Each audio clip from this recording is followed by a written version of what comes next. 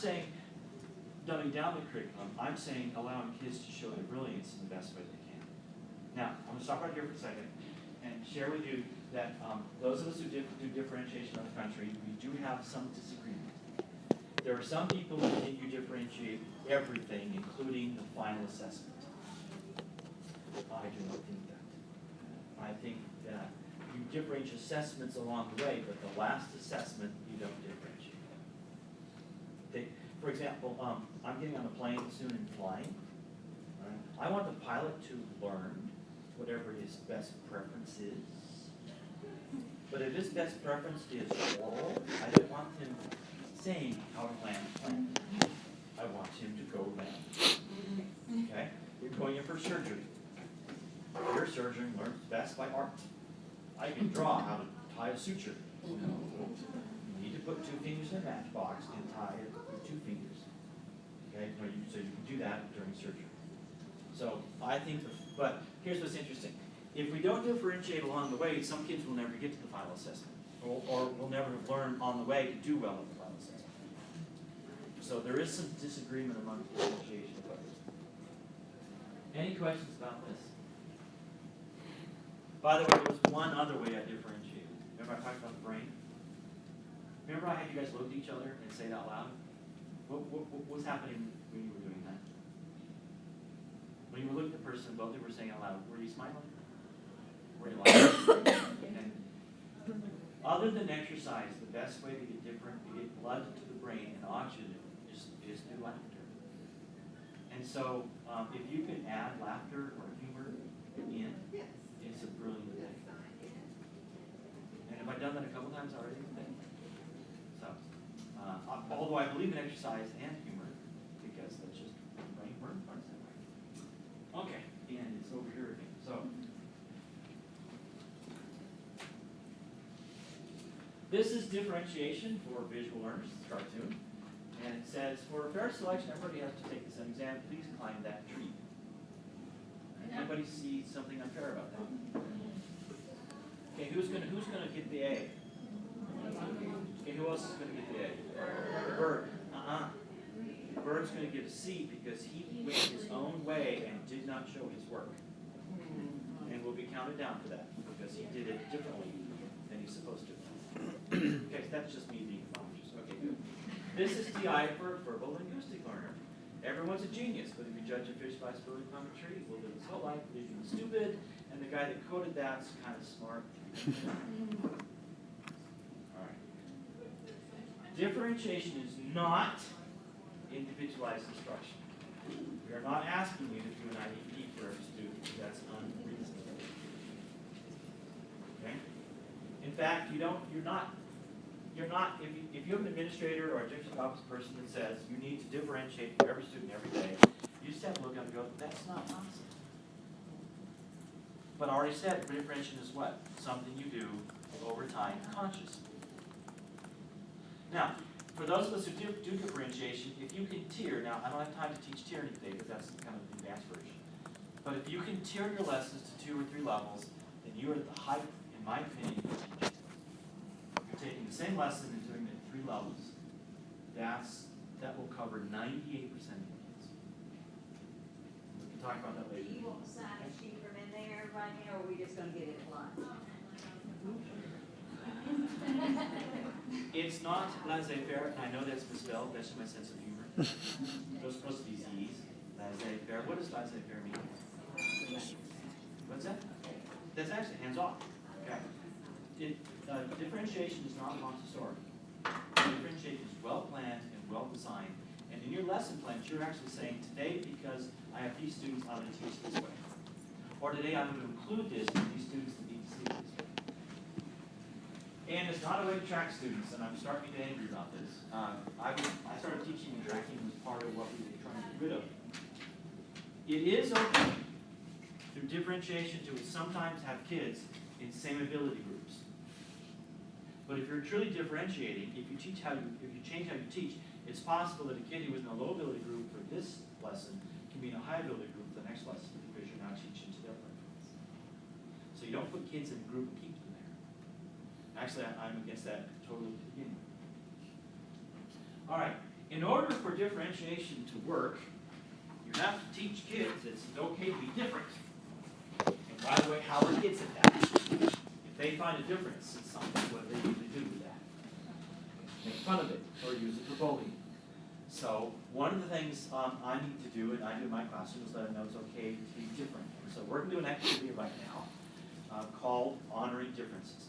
What I need for you to do is to be able to stand up and sit down, or raise your hand. Okay. So I want you to practice. Don't do it yet. When I say go, standing up and sitting down without knocking over the table in front of you or the table behind you. So practice standing up and sitting down one time. All right, thank you very much. So now you're going to stand up based upon a choice. So stand up if you prefer Coca-Cola products to Pepsi products. Take a quick look around the room. All right, thank you very much. Stand up if you prefer Italian food to Mexican food. All right, thank you.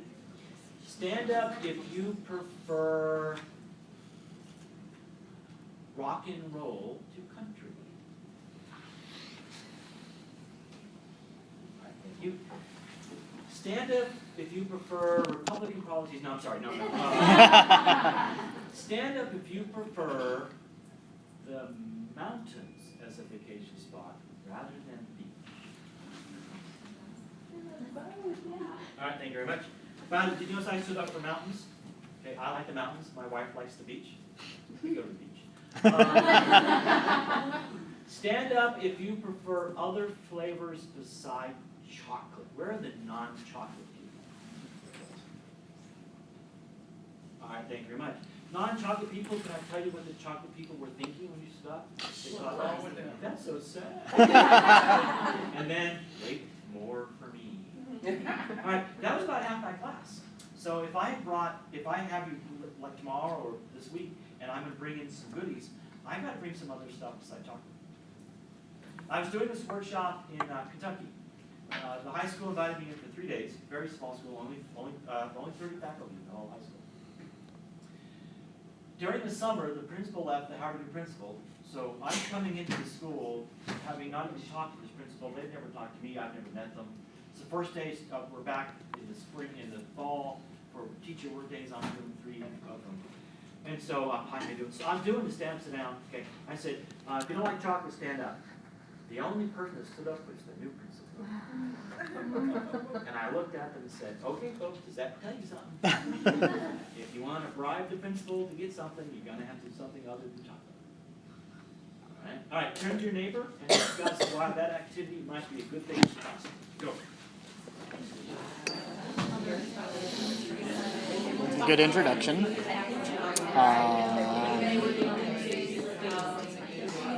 None of the options were controversial, so everybody could be safe in whatever their answer was.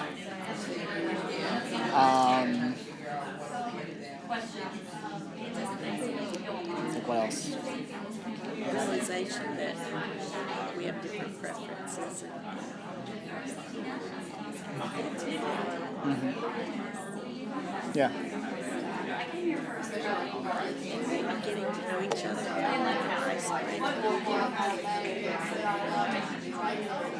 For class. Sure. Yeah. And it involves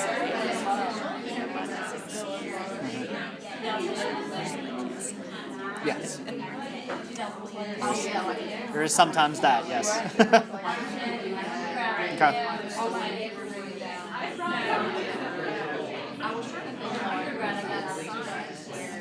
Okay, I can understand that completely. Like, 8th grade, we have to teach about, like, Goodness. you know, oh, yeah, and you can get into, like, is it an application, is it, like, yeah. All right. Why might that activity be a good thing for the classroom? It's interactive? Yes? She stole yours. She came over here, listened to you, and took it. Or is it possible that two great minds thought of the same thing? Okay, yes? It helps build a community in the classroom. Yes? Yeah, I got you up moved now, because we've been together almost 40 minutes. I have a philosophy about teaching, that the mind can absorb only what the butt can do it. Anyone else? Yes? I said, you got to know the students' preference and they got to know each other too. Yeah, they knew mine as well, that I kind of like rock and roll, and I like chocolate, so you can bribe me with chocolate, yes? It changes their perspective to honoring each other's differences and celebrating them versus like putting each other down because of them. Yeah. Now, I subtitle that strategy, stand up for something, and asking kids to make decisions. By the way, as a college professor, I'm sorry, as a college professor, would you have them make decisions, please? Because the students I'm getting can't make decisions. Because their parents make them for them. That's right. And I'm actually, I've go to mom. So it concerns me that they're so used to having to get the right answer on a multiple choice test, they no longer can think abstractly. And when that happens, then you get down to only two choices for president. Oh, never mind. Okay, so thank you. Appreciate you laughing at that one. I'm gonna do it for today. All right, differentiation is based upon best practice, what we've known for the last 20 years. Equal minus whole group, group individual instruction. Okay, you can alter for, oh, can you say it without looking at anything? What's the first one? Interest. Learning progress, Content. Process. Product. Or any combination of both. By the way, when I go to Canada, I have them say these out loud a bunch of times because they Bruce is booted. All right, with your partner, you ready? Howard Gardner. You're not allowed to look this up. You're not allowed to search for it. I want you to think it. Okay? Howard Gardner had 8 original different intelligences. You have 30 seconds to see how many you come up with.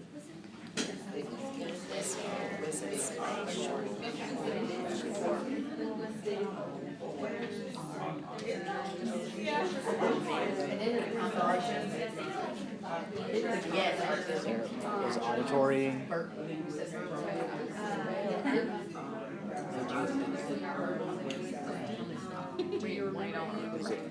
Yeah, was that kinesthetic? That's 6.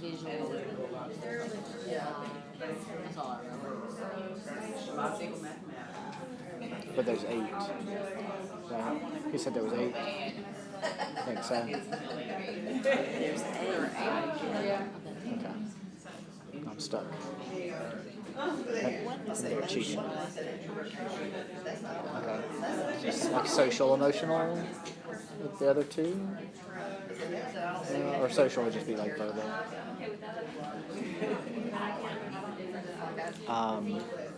would have to do with the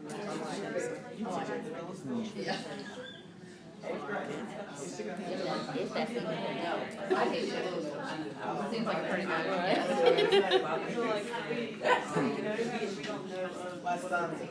Oh, is he? Oh, he must be parodying. You said it like that, so he must be parodying. Yes. You know what? It's called the 8th grade. I'm not remembering any others. So in 6th grade, in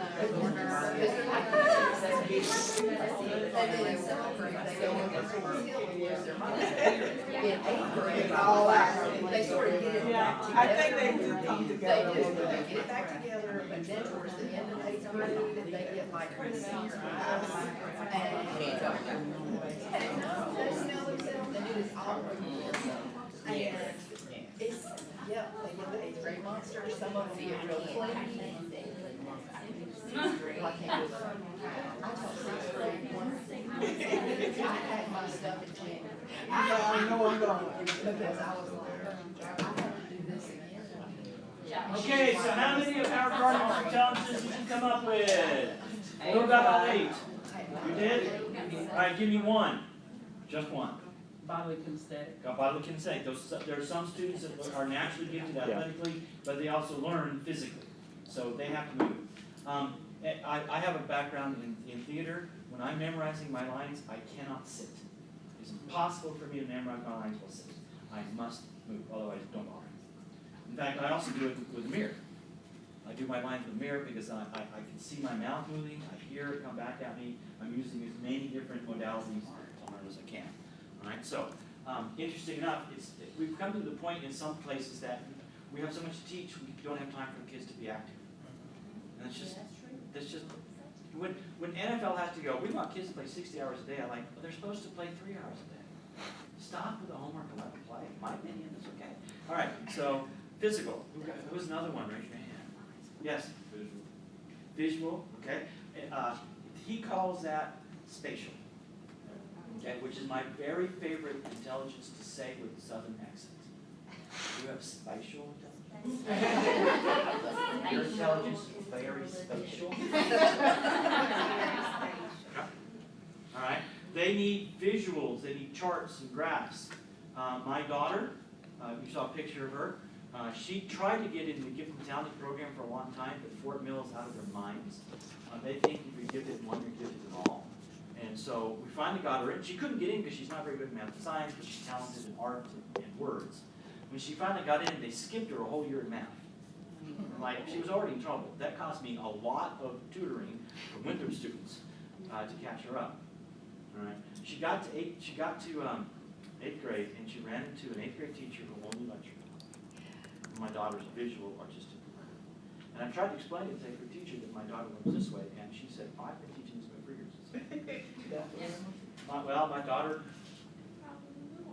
problem number one. My daughter got a C in that course, which of course was in 8th grade, is actually the first high school course that transfers into the credit. So we had to take that course again as a 9th grader. But her 9th grade teacher did all kinds of visual stuff, and my daughter back to A, just like that. Okay. So I had the same issue in middle school with my son, logical sequential mathematics. Here I had a math teacher that believed everybody should learn math confident sequential because she was confident sequential. And she actually got angry at students who didn't get it because it was so clear to her. She yelled at her kids. Now here's what's interesting. A number of students at the high school would point back to her and say, she's the reason I'm a good math student. About 25%. The other 71% would point back and say, she's the reason I hate math. Because she would yell at them. Last time I checked, we're supposed to differentiate for all our students, not just make them learn the way we do. By the way, my son had to take her for a year because she was the other team at the middle school my son went to. My wife was on the other team. So we knew what it was going to be. And he got a C from her. It's the only C's he ever got in mathematics. He also got an A in every single math. He scored a 5 on AP calculus. And he graduated cum laude in engineering. But he got a C. Wow. And it's great. Yeah. Okay. Because she didn't differentiate. And that's one of the reasons I do what I do. So, okay? All right, we've done 2, right? Okay, I'll take call-outs now. Okay, auditory is not one of his. Okay, that would be in the one she said, which is musical. Okay, there are some people that just naturally give you the music. Okay, so that's 3. Yeah, a verbal linguistic. They like words. 4. Interpersonal, intrapersonal. Now let me stop and talk about those 2. Interpersonal, they're the people that like group activities. Intra, the people who don't like group activities. But let me tell you about intra kids. And some of you I'm going to name right now. Intra, they know themselves really, really well and really don't need your feedback. Okay? In fact, if you assign 10 of something, and they do 5, and they look at the other 5, and they know they can do the other 5, they will not. It is a waste of their time. And you can mark their homework F for only doing half, and that's fine, because they think it's a waste of their time. Now, I will tell you, if you assign 10 of something and they finish 10 and they don't feel good about it, they'll do more on their own until they feel good about it. Now, there's a difference. Lazy kids who don't do their homework, that'll show up on the test. Intra kids who don't do their homework will still get good grades on the test. And I've never understood averaging that homework into the test grade and then lowering it. That doesn't make sense to me if you understand differentiation. All right, intro, intern.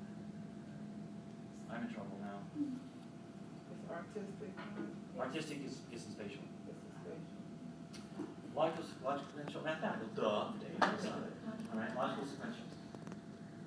Now, here's what, I'm not published this yet, and Winthrop would like it if I did it, but here's my opinion on Howard Gardner's intelligences. I agree. The longer I teach, the more I look at my own children, the more I work with kids, I agree with those intelligences. He added an eighth one, which was naturalism. Some people understand nature and flowers and gardens, and others don't. Okay. I'm one who does not like flowers and gardening. I'd rather have my teeth drilled without Novocaine than to bend over and garden. Okay? And then he added another one called spiritualism.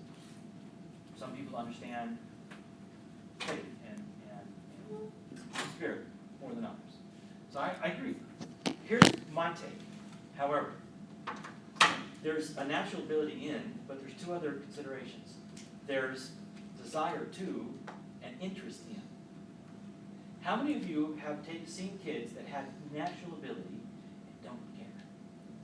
And you want to break the law. You want to go, do you know what you could be? And you can't do that. But you just want to go, oh, I want to shake some sense to them. My family has musical ability woven deep into their genetic ability. Natural. High. 1 to 10, 10. Okay? My mother went to Juilliard. My father sang on the stage. Okay? My brother plays over 40 instruments. Okay? It missed me completely. The only thing I play is the radio. No matter what instrument I've tried to pick up, it doesn't work. And when someone sits down and plays a song, it's like David Copperfield making a jet disappear. It is magic. I don't understand it, I don't get it, and I want it. My son has it. He doesn't really care. All right? So we made him take piano lessons for 5 years. He hated it, but it was from my mom, right? So grandma gave piano lessons. It was a battle to get him to practice. And he finally said, as a young kid, he said, look, if I can convince grandma that I'm practicing, can I go outside and play? If you keep my mom happy, you are fine. And my mom was convinced that I made him practice hours and hours because he was so naturally gifted. He learned it on this week, and next week he played it perfectly. But he never practiced. He hated it. So, anybody from Fort Mill? You know the Fort Mill was run by the band program? Okay. So when you get to middle school, you have to take band. And he said, look, when I take band, can I stop taking piano because I have to take another instrument? Fine. And he goes to middle school going, I'm going to play drums, I'm going to play drums. And he came home a trumpeter. I don't know how band teachers do that, but they usually get it right. They're amazing. And so, but he didn't want to play the trumpet. So you know the log you have to sign? I'm kind of, if I signed something, it happened. So, man, that was a battle getting to practice those 10 hours. Yeah. But 3 weeks into the school, 3 or 4 weeks into the school year, the band teacher walked by my wife, who's at the same school, and says, your son's the best beginning trumpeter I've had in years. At the end of that year, the trumpet was back at Woody's. About a year later, he said, you know, I'd really like to learn to play lead guitar. Betcha, Woody's, back with him. Hours he would spend downstairs learning to play lead guitar on his own, and then took lessons. By himself, within 4 weeks, he had figured out the riff to Alabama. On his own, by himself. Sweet Home Alabama. Okay? And then he learned for me the riff to Kashmir, Led Zeppelin song, is my favorite song. Did that on his own because that was just fun for him. So, his interest and his desire. But it's still not high enough. He probably could have been a professional musician, but not that he used to. So it just plays for fun. I'm going to tell you a story to try to drive this home. My grandmother-in-law was born in 1908 on a farm in rural North Carolina. How much education did farm girls get who were born in 1908? Not much. Before she passed away, she was widowed, and it became my duty as the grandson-in-law, after a meal at her farm, like whenever possible, for the after-dinner walk, I would escort her around for the walk, and one graze on its own. But she loved it because we would stop at a plant and she'd go, and it was sarcastic, well, Dr. David, do you know the name of that plant? Okay, first of all, no. Second, I don't. No, Grandma, I don't. Well, this is, these can I see. She knew the scientific and Latin name of almost every flower and plant and bush on her farm. Having never gone to high school. Having never gone to middle school. I don't think she understood middle school. My grandmother-in-law was smart. Just smart. She was intelligent, just not educated.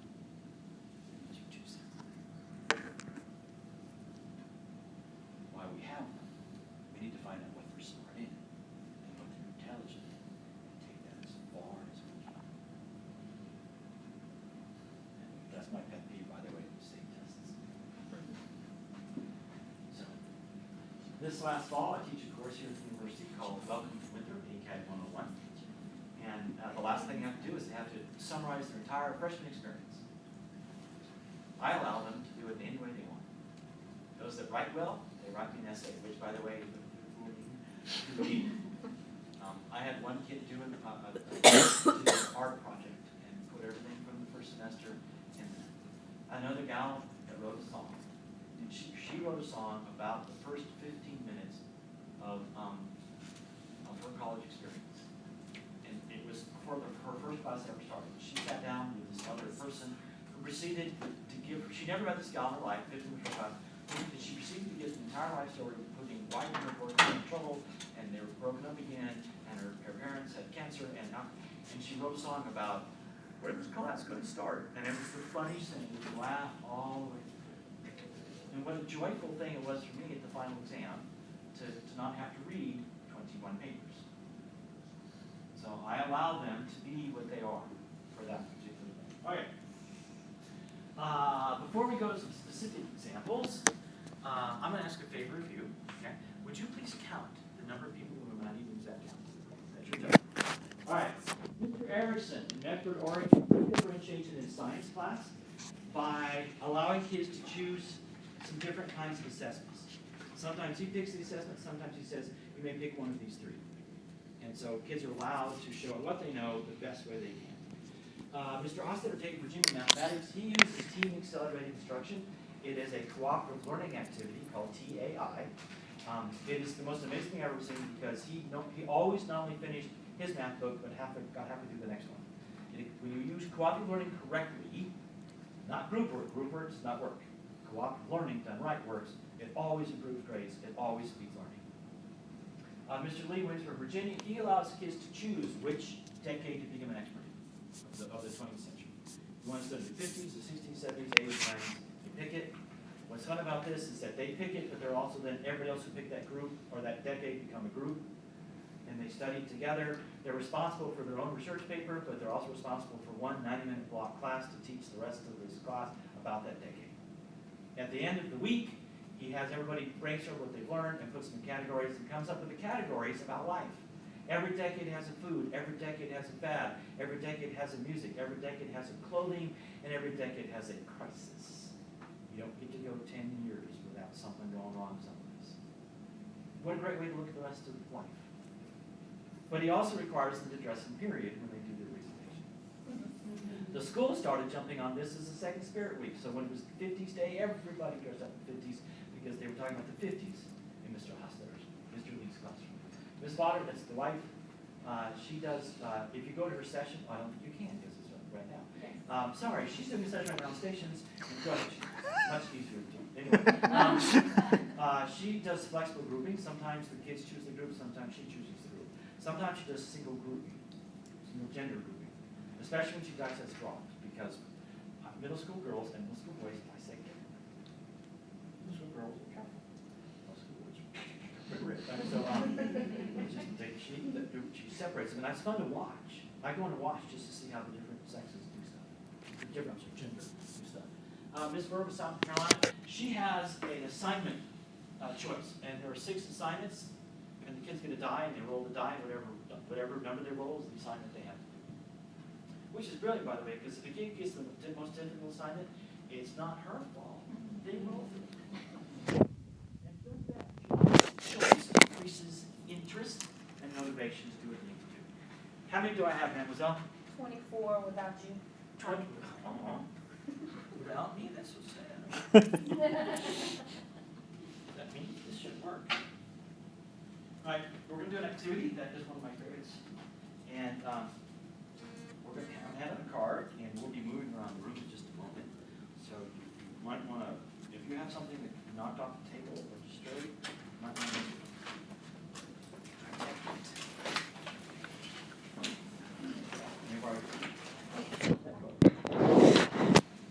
Oh. Okay, lots of people don't like her. I do. But, wow, I also like names that go away. No, not okay, I know that. Eric Jensen is also wrote a book on poverty, and his second book on what to do with his poverty. Okay, hers is like info on like, how do you handle it? We read the Jensen book last year, the staff study. Which Jensen book? The first, Teaching with Poverty in Mind? yes, Okay, his second book I've not read that one. is What to Do with It. Okay, yeah, It's absolutely, okay, sorry. that would be more helpful. Okay, you have this half, and you've got this half. Spread it out and let them choose. All right? So everybody get a card quickly, please.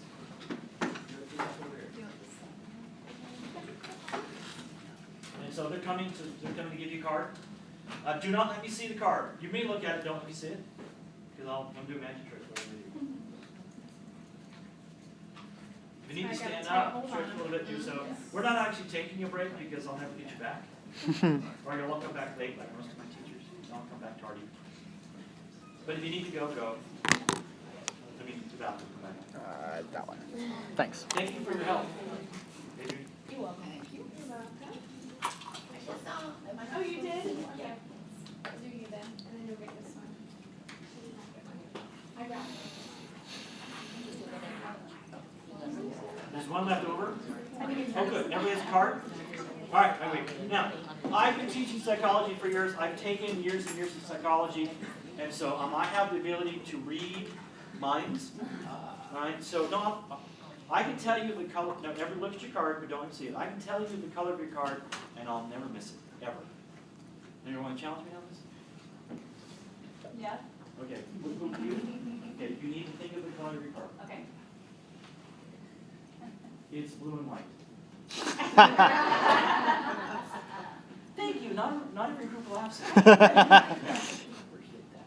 All right. So in a minute, you're going to get up with that card, and you're going to find another person in the room based on the characteristic I tell you. So let me walk you through how that is done. So, Mademoiselle, first person here, 20 minutes early, love you. Can I borrow you? Bring your card. All right, so I'll say in a moment. Okay, show it to everybody.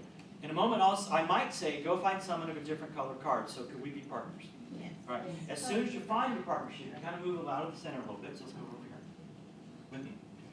Okay. And then you number off person 1 and person 2. You want to be 1 or 2? Okay, I'll be 2. And then you turn and look at the professor guy and get quiet.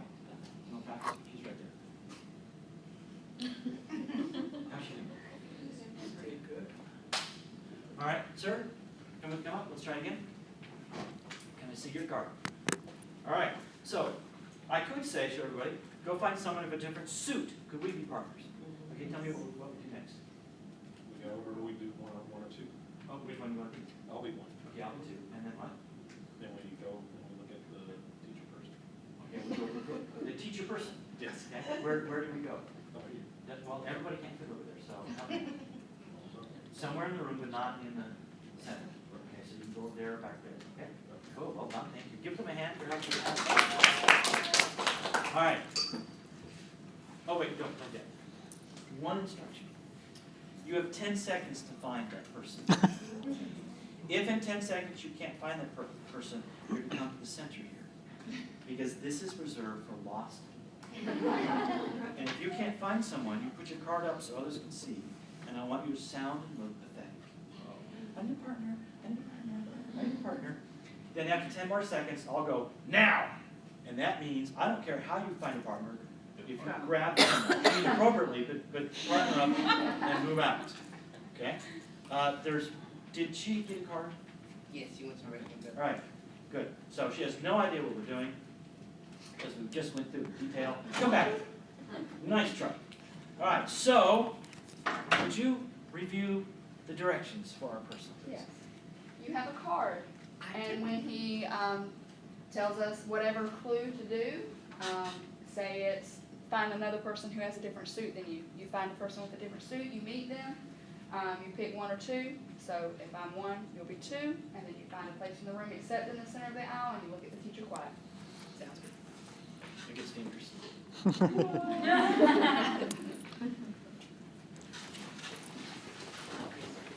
By the way, you may not use anybody who's sitting next to you. Go find someone the same color, red, black, black. Hey. I need a blank.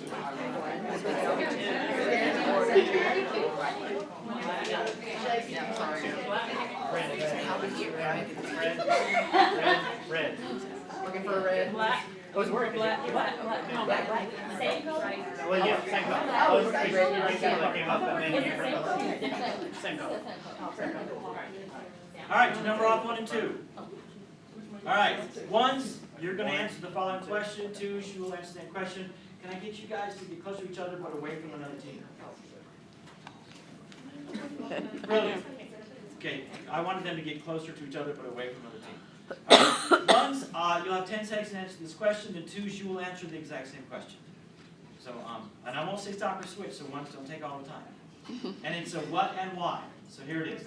If you could be any mode of transportation in history, present day, future, or fiction, what mode of transportation would you be and why? For example, you could be a covered wagon coming over the Oregon Trail in history if you want. What else in history? You could be the Titanic. I don't know if I want to be, but you would. Present day, you want to be a submarine, a stealth fighter jet, a horse, a race car, fine. Future fiction, Chitty Chitty Bang Bang, which they will work. Personally, I would be both fiction and future. If I could become any mode of transportation, I would become the Starship Enterprise. I'm sorry. You can repeat. Why? Because I've always wanted to go to space. Okay, one and why? 10 seconds. One's go first. Go. I would be a bicycle because I'd be able to travel without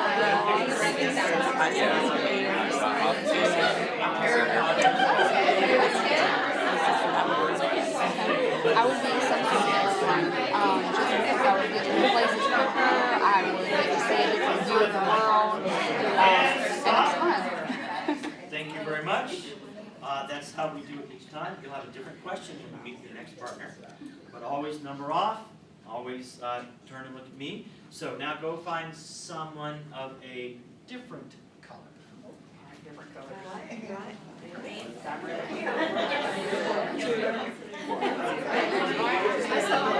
1 or 2? I'll be 2. Okay, good. All right, ones and twos, you numbered off? Yes. All right, now I'm changing this slightly. I'm going from an interpersonal question to content questions. Okay? And I'm also, just for fun, I'm going to do something teachers have difficulty doing. All right? So ones, you'll answer the first question. Twos, you're to offer no assistance at all. You're not to smile, you're not to nod, you're not to shake your head. In fact, I want Texas Hold'em poker face. Nothing. Which is really hard for teachers to do. All right? Ones, we're going to do a math question. All right? So make sure you're far enough away that you can't overhear another partnership. Turn to each other, get close. Ones, ready? Explain to your two the Pythagorean theorem. Quietly. Go. Pythagorean theorem.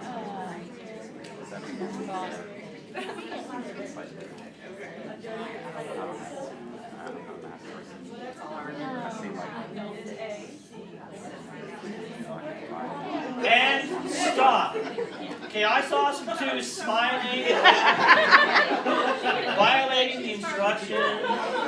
I have no Alright. idea either. That's how we roll. Okay. I do it just because it's so hard, because we're just like, oh yeah, nice job. Alright.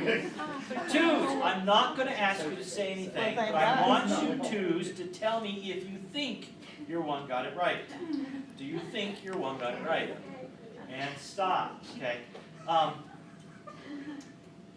That's an assessment. First of all, half of you didn't raise your hand, and half of you were like,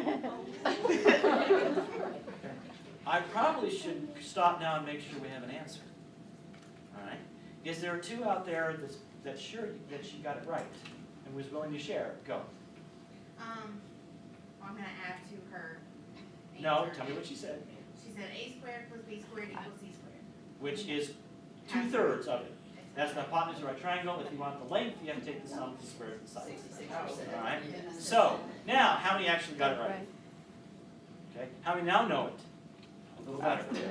Okay, good. Where would we put that particular raising of hands? Where are the 6 categories? The strategy is bodily kinesthetic. But it was really an assessment strategy, wasn't it? Yes, it was a readiness. Again, see, these things can fit in more than one category. All right, ones, Texas Hold'em face. Twos, science question. Okay, and twos, do not look at me and go, you're wrong. I know I'm wrong. Okay? I have this wrong. I've had it wrong for 50 years. I'm going to have it wrong until I die. I'm going to my grave with the incorrect information, and I'm okay with that. Twos, quietly, in the correct order. The 9 planets of our solar system from the sun out. Go.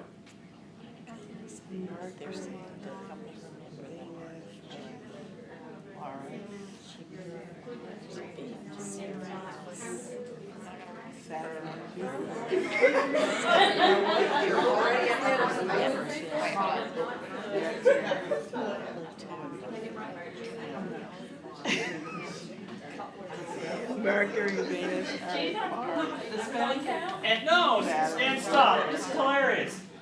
She goes over there. Did I get it right? And the person who's not supposed to say anything goes. It's just an enigma to a teacher to not give feedback, which is good. All right. How many of you? How many ones think their 2 got it right? Wow. Okay, I'm going to teach this to you so you'll never forget it, because my 3rd grade teacher taught me this a long time ago. There's a sentence, a mnemonic device that goes with it. Every single word in the sentence starts with the same first letter as the planet. So the first word is my, so the first planet is Mercury. Okay, everybody start over, all the way through. I'll do the saying, you say the planet. Ready? My, Mercury, very, Venus, educated, Earth, mother, Mars, just, Jupiter, serve, Saturn, us, Uranus, 9, Neptune, pizzas. No. Pluto. In my world, Pluto exists Yes. as a planet. They classify, Yes. we classified it, then we But classified. if you had the beginning for, so if you have what if your students think it's Mars? I'm teaching it so that they won't. We go over it a couple of times. Okay. Okay. Now, mnemonic devices are a type of differentiation that go under which of the 6 categories? Not preference. Process. Process is how you teach. Okay? And let me say this again. If you change how you teach over time, on purpose, you're differentiating. So mnemonic devices is one of the strategies you can use. I think it's incumbent upon the teacher to reorganize the materials so students learn it better. Because our textbooks are not organized that well. In fact, textbooks have become ADD devices. They put so much stuff on the page with color and stuff like, wow. All right? Not the So it's your job to take it and reorganize it so students can learn it. That's part of differentiation as well. All right, you guys are doing so well. All right. We're all going to find out how much you know about books. You're allowed to yell, by the way. I want you to leave this person, and I want you to go find someone of the same suit. Just 2 of you. Aces to aces, kings to kings, jacks to jacks, 10 to 10s. Go. Heart. I'm a heart. Oh, wait.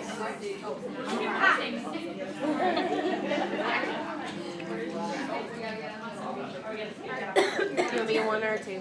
I'll be one. Okay. And there goes the water bottle, it just died. Heart. You did that so well, go find the other pair, become 4 of a kind. Go, go, go. 4 of a kind. 10. I thought that we were finding the jazz. I thought so.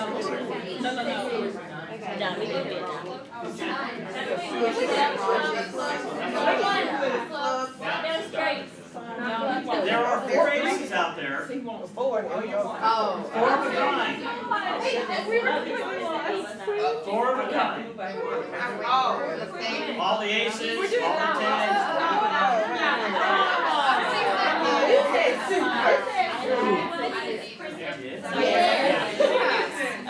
Alright, I don't make that mistake very often. I want you to find the other pair, which would be 4 of a kind. 4 aces, 4 kings, 4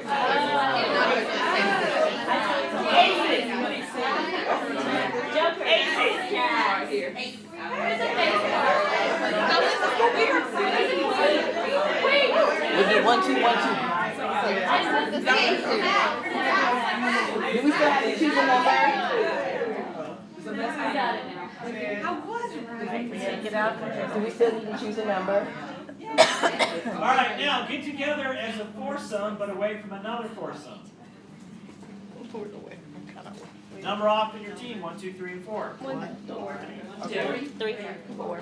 Alright, this next question is so difficult, I want the 4 of you to work on it together. Okay? You may not Google this or internet it. Just talk to each other, see what you can do. Do not let another group hear you. And it's simply this. I'm now living in South Carolina, and it took me a while to get used to living in South Carolina, because I'm not native here, I'm an Oregonian. But one of the things that South Carolina has is a history that's really cool. And I'm gonna ask this question. This is South Carolina. A friend of mine from Chost would ask. Okay? Chost. Okay. In the woe of northern aggression, Have to lean in. are y'all familiar with that war? Yes. What do you all call that war? Civil War. The War of Southern Independence. Did you know there were 2 sides to that war? There was the right. No, I'm sorry. There was the North and the South, correct? Yeah. All right. Did you know that the North had 2 different armies? An army of Union troops that stayed in the South, and an army of Union troops that stayed in the North, stayed around Washington, D.C. and fought at Gettysburg. Okay. Did you know that the Northern Army was called the Army of the Potomac? Yes or no? No. Okay, that's fine. Did you know further that that particular army had 7.5 different commanders during the war? All I want you to do is come up with 4 commanders of the Army of the Potomac. Just half. Go.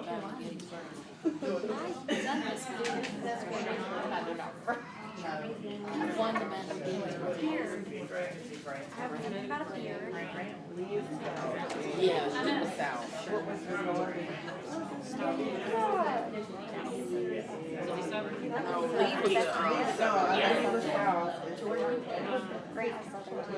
I'm trying to think who won Gettysburg. And stop. I know I'm not giving enough time, but I'm truncating it because we don't have a lot of time left. All right, so let me go through this. I'm trying to make a point with that. Okay, random groupings are not fair. Because if you have a history major in your group, you have an advantage. Okay, so up there we talked about Mr. Lee and my wife and the math person. Okay, specific the math person. He chooses the groups. The students don't choose. And he chooses groups so that there's a pretty smart kid or a pretty advanced kid in every group, a couple of kids that are on level and one kid that may not be. Because he wants them to work together as a team. And he does all kinds of teaming, like I'm doing with you right now. But you're going to start competing against other teams to see how well you do on the next test. However, in good cooperative learning, there's no such thing as a group grade. You don't grade a group product. The purpose of the group product is so they learn it, so they can take the test. They take the test by themselves. Then you see as a group if they improved overall, and then you reward the groups that improved. So you get rewards if other members of your team do better than they did before. But none of their tests reflect on yours.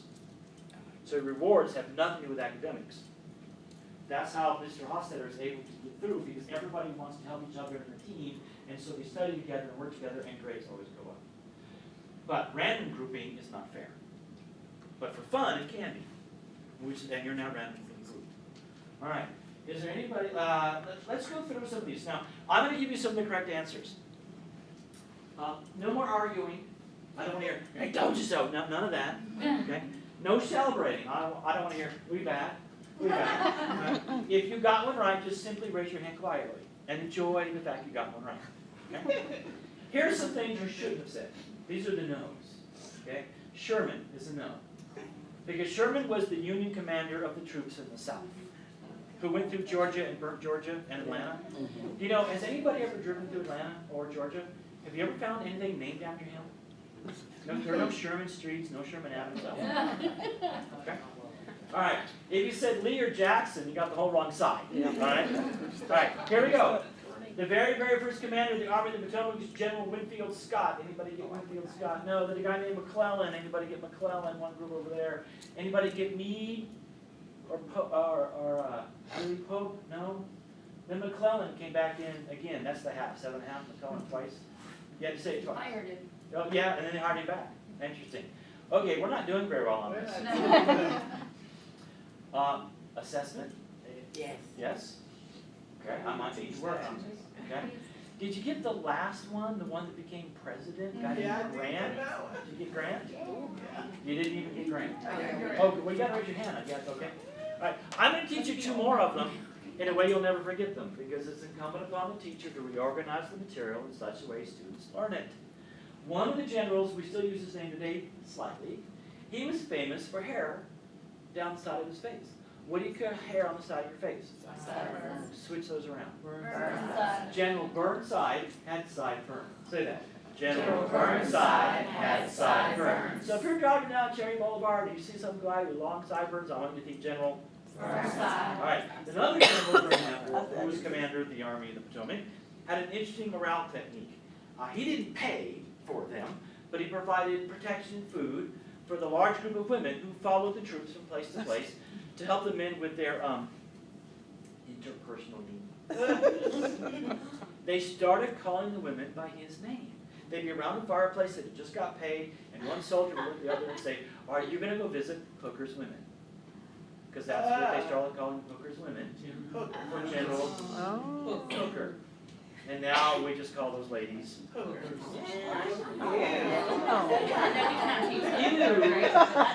Alright, so if you do that in your school, it was a history lesson, be prepared for the phone call. Dinner table night, what's about the Civil War? Learn about hookers. Okay, I got it. Alright. You're now, if I had you all day long, you're now in your competitive teams that you would stay with for the rest of the day. And we would come up with a name for your team. We'd come up with a silent cheer that you would share with me when you're done. You'd elect officers. Because part of differentiation is giving choice to kids. Part of teaching in America is teaching democracy, in my opinion. Because they certainly teach communism in communist schools. And they certainly teach socialism in socialist schools. But I'm afraid we've stopped teaching democracy in our schools, which is why kids, when they graduate from high school, only voted 12%. Because they never had chances to vote. So every group will choose officers, and they help run the classroom after this. That's part of the management system of this. I'm not going to do that to you because I only have about 12 minutes left. Because I think that's right. So you may go back and sit where you normally come from.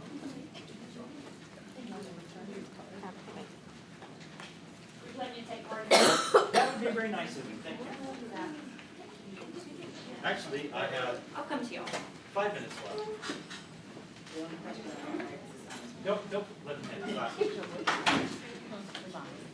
All right, did they tell you something about evaluations? Ron, thank you, because I couldn't much that handout. All right, I got 15 minutes left, and I've got stuff to teach. You ready? Any questions about what we just did? Let me share with you the following. If you decide to do the card game, You can't hand out cards as they come in the door. You don't You know. have to know exactly how many students you have in class.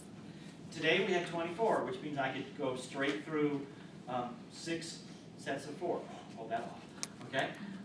If I had 23, I would have gone through 5 sets of 6 and 1 set of 3. If I'd had 22 or 21, I would have gone through 5 sets and handed out a joker or 2 jokers.